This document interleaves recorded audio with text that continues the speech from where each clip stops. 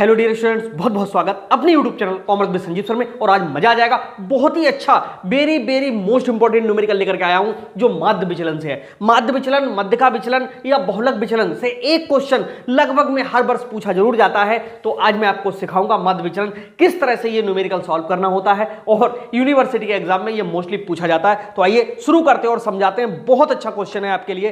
तो इस क्वेश्चन को कैसे हम लोग सॉल्व करेंगे, कैसे सीखेंगे, कैसे समझेंगे, तो आइए जो हमने पेड क्लास के लिए पीडीएफ दे रखी है उसी से ये क्वेश्चन है। तो क्वेश्चन में दे रखा है, क्वेश्चन नंबर 15 है और क्वेश्चन में देखिए लिखा हुआ है एक्स लिखे हुए हैं पहले। तो हम एक्स लिख लेंगे, कितना है 10 है, 15 है, 20 है, फिर 30 है, फिर 40 है और फिर 50 है।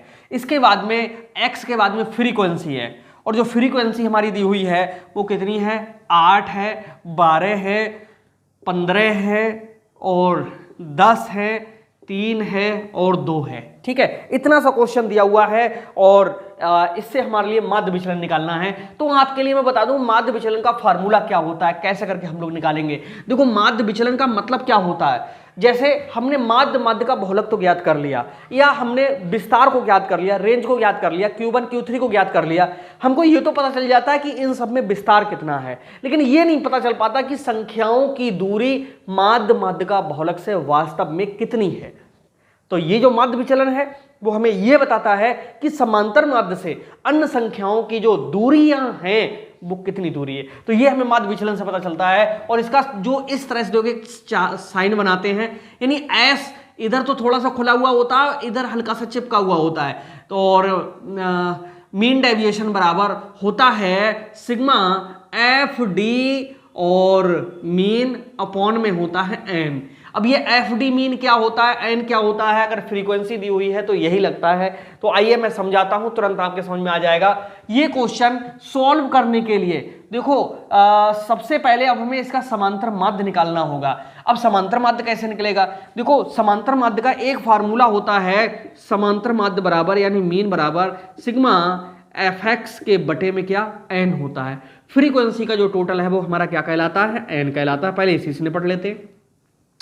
8 और 12 20 और 15 35 और 10 45 और 5 ये तो 50 हो रहा है, पक्का हो रहा है। जब हम एफ एक्स की कर लेंगे तो एफ एक्स देखिए किस तरह से होगा। एफ एक्स का मतलब है एफ और एक्स की गुणा होती है। 10 अट्ठे कितने होते हैं, 80 होते हैं। 12 पंजे होते हैं 60, 12 एकम 12 और 6 होते हैं 18। 15 दूनी कितनी होते हैं 30, 300 हो गए। 30 ढाई के होते हैं 300। 40 तियाँ होते हैं 120। 50 दूना होता है 100। वेरी सिंपल है, इसका टोटल कर लेंगे।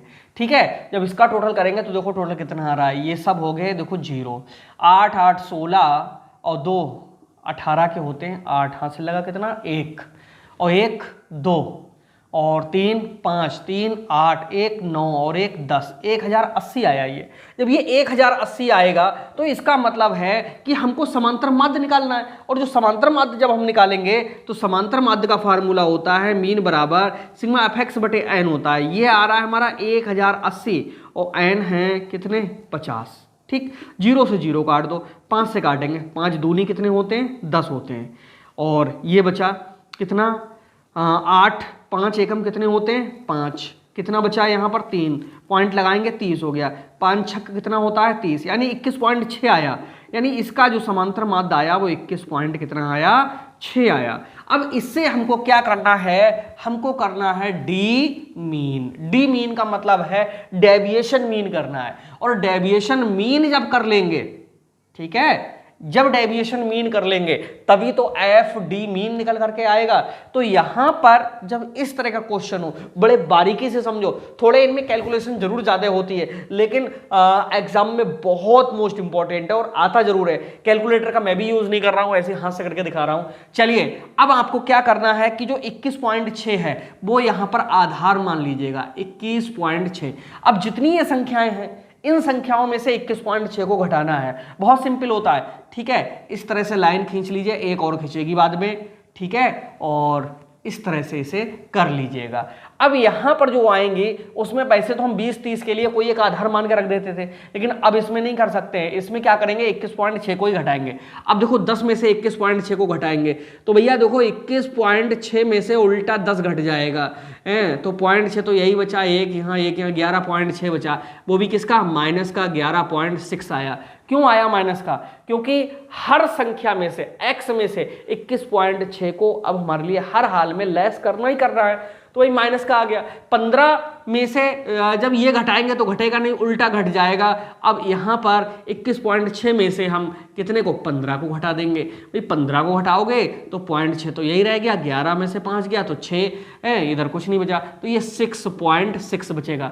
20 में से अब 21 पॉइंट में से जब ये घटाएंगे, कितने घटाएंगे, 20 घटाएंगे। जब भैया 20 घटाओगे तो आपको कितना है, 0.6 तो यही मिलेगा, एक ये मिलेगा, यानी 1 पॉइंट कितना है, 6 मिल गया, माइनस का 1.6 हो गया।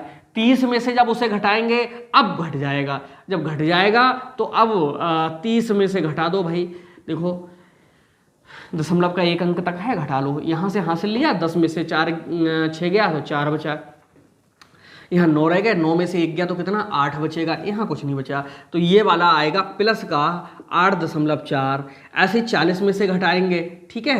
अब 40 में से घटा लीजिएगा, जब 40 में से घटाओगे तो देखो कितना बच रहा है, 40 में से घटाएंगे तो दशमलव यहाँ रहेगा ही, 4 तो ये रहेंगे, ठीक। 9 में से 1 गया तो यहाँ कितना, 8, और यहाँ पर कितना, 1, 3 में से 2 गया तो 1, 18.4 आ जाएगा, यानी प्लस का 18.4, यह 28.4 आ जाएगा। लेकिन हम कहेंगे बिल्कुल रिस्क मत लो, ठीक है। 50.0 में से ये घटाएंगे तो देखो 0.4 तो यहाँ आएगा ही है, 9 में से 1 गया तो कितना, 8 बचेगा, 4 में से 2 गया तो 2, तो 28 पॉइंट कितना आएगा, 28.4 प्लस का। ये हमें मिल गया, क्या मिल गया, डी मीन मिल गया। इसका मतलब है कि हमने x में से इसको घटा दिया। अब इसको सॉल्व करने के लिए वहां पर 35 मिनट आपको मिलेंगे, लेकिन ये देखो क्वेश्चन बहुत आसानी से और जल्दी ही सॉल्व हो जाता है। अब हमको क्या करना होता है, जब डी मीन हमने निकाल लिया है, ये एफ डी मीन हमको करना है, ठीक है।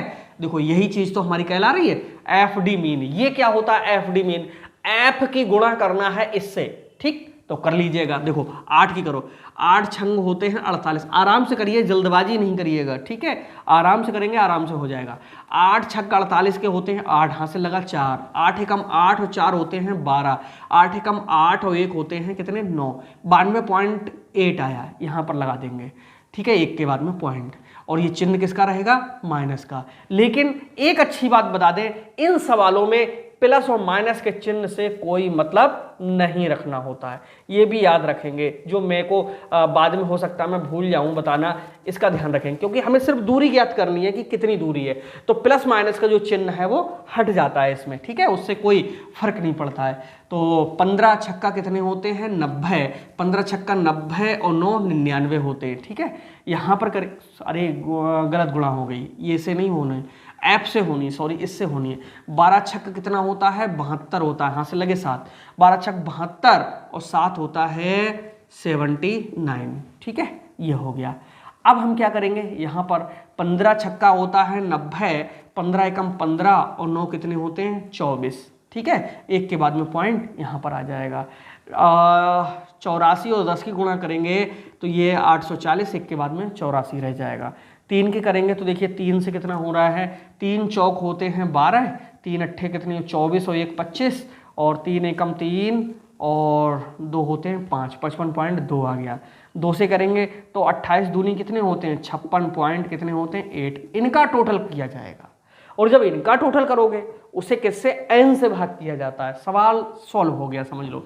इनका गुणा दो टोटल कर लीजिए, 8 2 10, 2 12, 8 20 का 0, हासिल कितने लगे 2, और 2 4 और 9 13 और 4 17 और 4 21, 5 26 और 6 32, हासिल लगे कितने 3, और 9 12, 7 19 और 2 21 और 8 29, 5 34 और 5 39, कितने हुए 392 हुए। अब ये जो 392 हुए, यहाँ पर फार्मूला लगाओ, ये इस तरह से घुमा के और x कर देते हैं, इसका मतलब है मीन डेविएशन बराबर, फार्मूला मैं फिर से लिख दे रहा हूँ, सिग्मा एफ डी मीन के अपॉन में n होता है।